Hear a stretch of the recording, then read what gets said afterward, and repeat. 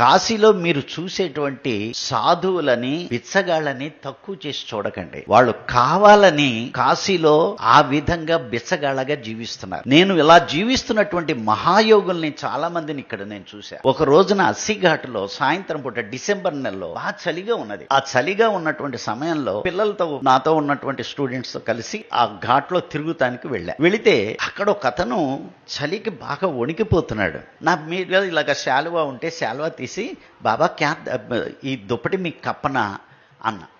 ఒకసారి ఇలా చూసి మళ్ళీ పడుకొని దూకుతున్నాడు. నేను ఇంకా కొంచెం ఆ దుప్పటి తీసి కప్పటానికి ప్రయత్నం చేసి బాబా దుప్పటి కప్పుకో, ఈ శాలువా కప్పుకో అంటే ఒక్కసారి కళ్ళు చేసి బాహర్ వాలేకో దుప్పటా దేతా హై, అందర్ వాలాకో క్యా దే సక్తా హై అన్నాడు. బయట వాడికి దుప్పటి కప్పుతున్నావు, లోపల వాడికి నువ్వేం ఇస్తావు అన్నాడు. వారినాయనో, ఇదేమిటి ఒక బిచ్చగాడు ఇంత జ్ఞానంగా మాట్లాడుతున్నాడు. ఈయన బిచ్చగాడు కాదు, ఒక యోగి ఈ రూపంలో ఇక్కడ ఉన్నాడు అనుకొని ఆయనకి నమస్కారం చేసి, అయ్యా మీకు నేనేమి ఇవ్వగలను అని నమస్కారం చేసుకొని అక్కడి నుంచి వెళ్ళిపోయాం.